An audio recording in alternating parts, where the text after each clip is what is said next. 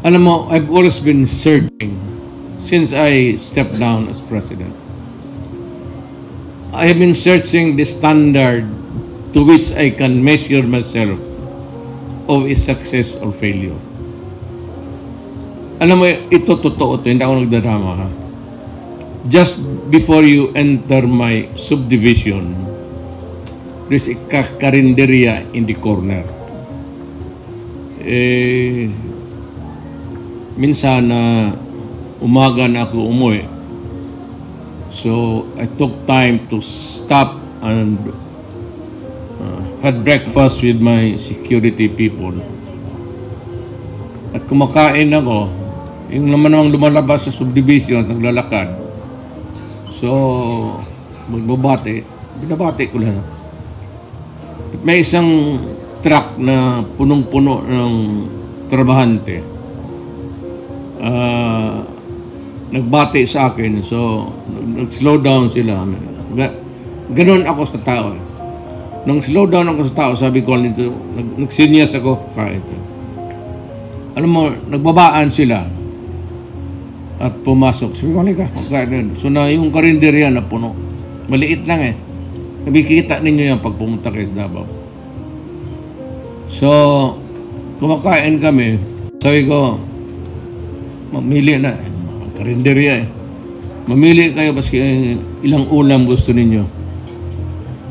Well, I was talking to them, the owner ng karinderya, sinasabi niya na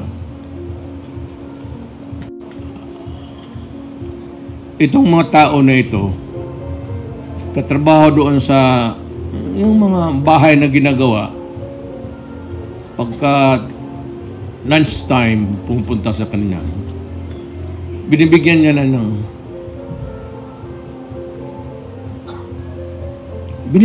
sabaw. Sabaw lang ang hiningi. Sabi niya sa kanya, yung dinadagdagan niya yung anong niluluto niya, ay kung nilagang baka, dinadamihan niya yung sabaw because yung workers, every lunchtime, pumunta doon, humihingi ng sabaw lang. So habang kumakain ako, sabi ko, did I succeed? Or was I a failure? Anong sabi ng yung may-ari? Alam mo, Mayor, kasi kumain talaga ng husto eh. Sabi niya yung laborer, the average laborer na mga construction, dito sa Davao, sa yung subdivision, hindi naman siguro totoo o baka there's an average there. Sabi niya, itong mga tao na ito, Mayor, umaalis ng bahayan, kape lang, with an empty stomach. At kung may baon sila, yun ang lunchtime nila. Minsan, gulay lang, makikita niya, tapos naghingi ng sabaw na. So, pulis kasi may-ari ng karindera, yung asawa yung kausap ko. Sabi sa tingin ko, sabi ko, ano ang nagbago sa panahon ko? Ano yung kahapon?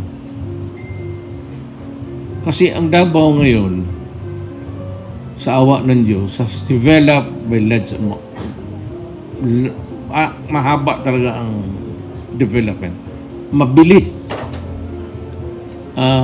And to think that when I started as mayor, magulo ang Davao noon. It was a very troubled land.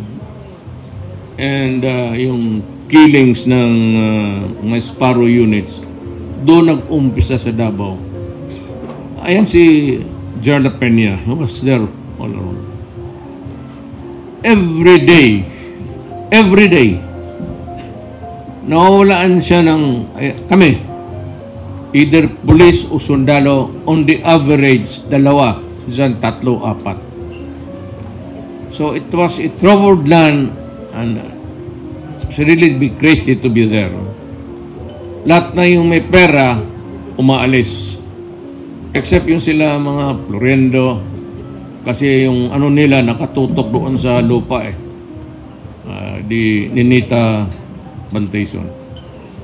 At saka yung may ano. Pero yung iba na negosyante umalis. So Davao was almost back to a laid back situation. So I was a prosecutor. At yan ang misteryo talaga. You know, hanggang ngayon, I still could not fathom why I became the president. It's still a mystery to me hanggang ngayon. Hanggang ngayon, hindi ko talaga I was a mayor of a small city down south. Ito si John La Peña started as the 41st PC company attached to the city force. Constabulary niya until it was converted into the INP, PCINP, then eventually the Philippine National Police. Ang gulo ng Davao noon at naghalo na yung, alam mo, yung mga criminal took advantage of this situation. Kaya it will drive you crazy really just to maintain order. You could, hindi mo kayang sabihin sa mga tao na kindly, no, just behave, huwag tayong magulo. Hindi mo madala ang criminal ng gano'n eh. It's a stupid statement kung sabihin mo na, lalo na coming from the human rights. Kaya masangsang yung bunganga ko sa kanila. Even the ICC. And never, noon pa, right at the beginning, whether they would succeed to prosecute me or kill me or hang me, and even itong human rights, sinishit ko talaga sila. Nung nag-mayor ako, sinabi ko, I have to do something. Dito ako lumaki. I was not born in Davao. But we went there 1949, 1950. It was about 4-5 years old ago. Hanggang it was a rural thing that blossomed into a city in the late 50s, 60s, and well, my father became a governor of the Davao province, yung capital, Davao City. Ang provincial fiscal noon, tatay ni Bingbong, who eventually became a justice of the Supreme Court, an associate justice. Yun ang history. Maganda ang buhay namin doon. From a rural area to becoming a city. Nung inabot ng martial law, medyo magulo. Well, of course, martial law was really, kung tignan mo, it was not an altogether a very good environment. So, nung nag-mayor ako, ang gulo kasi talaga ng Davao, sinabi ko, I will try to make a city that is comfortable for everybody. I never made any promises. Yan ang talagang iniiwasan ko, yung big words. Pag sinabi ko, in the process, I want the kidnappers. Davao City yung junction eh.